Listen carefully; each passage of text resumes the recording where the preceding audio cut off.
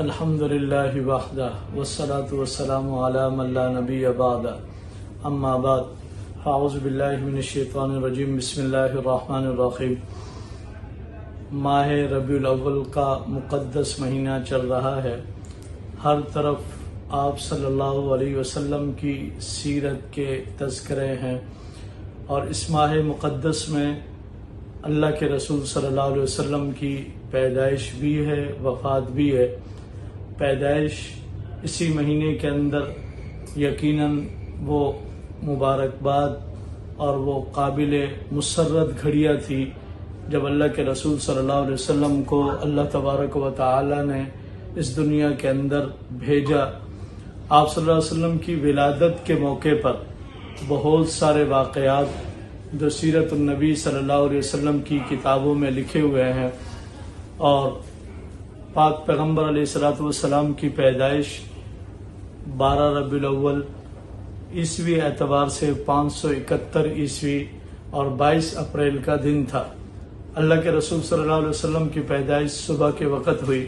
آپ صلی اللہ علیہ وسلم جب اس دنیا میں تشریف لائے تو اللہ کے رسول صلی اللہ علیہ وسلم کی پیدائش کے موقع پر کچھ واقعات پیش آئے۔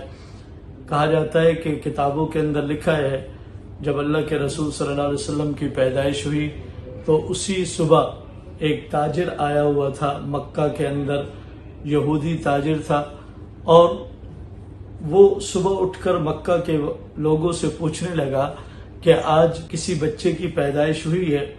لوگوں نے کہا کہ جی ہاں ہوئی ہے۔ ایک بچے کے ہاں ایک گھر میں لے کر گئے تو انہوں نے کہا کہ نہیں، کسی ایسے بچے کی پیدائش ہوئی ہے جو یتیم ہو۔ کہا ہاں، عبد المطلب کے بیٹے عبداللہ جن کا کچھ دنوں پہلے انتقال ہوا تھا، ان کے گھر پہ ایک بچہ پیدا ہوا ہے۔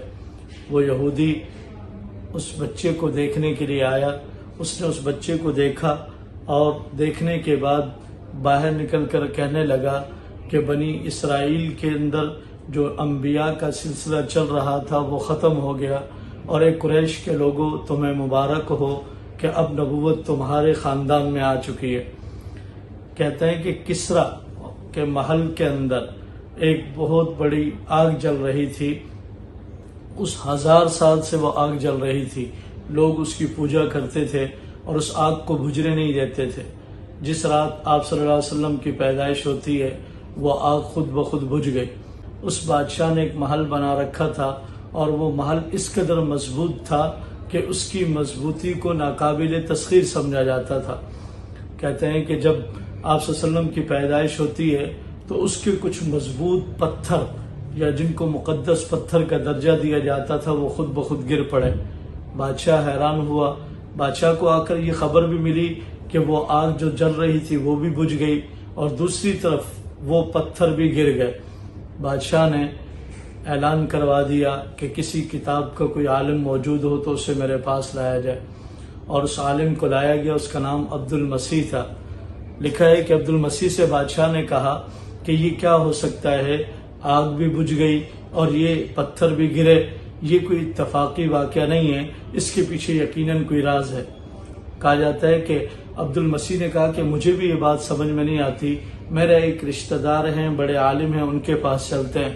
چنانچہ یہ ان کے پاس گئے، اور وہ جان کنی کے عالم کے اندر تھے، موت کا وقت ان پر آیا ہوا تھا، ان پر حالت نزع میں تھے۔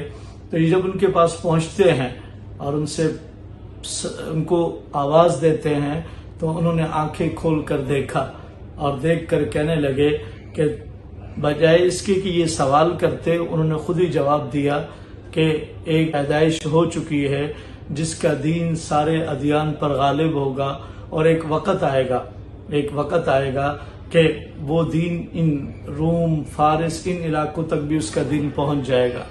یوں آپ صلی اللہ علیہ وسلم کی پیدائش ہوئی، اور اللہ کے رسول صلی اللہ علیہ وسلم کی یہ پیدائش یقیناً آپ صلی اللہ علیہ وسلم کا اس دنیا میں آنا ایک ایسی انسانیت کے لیے جس کا سفینہ مجدھار میں آخری ہچکولے لے رہے تھا، یہ مکہ کے لوگوں کے لیے خوشبختی کا باعث تھی، بلکہ پوری امت کے لیے کہ اللہ تبارک و تعالی نے ہمیں آپ صلی اللہ علیہ وسلم کی امت میں پیدا فرمایا۔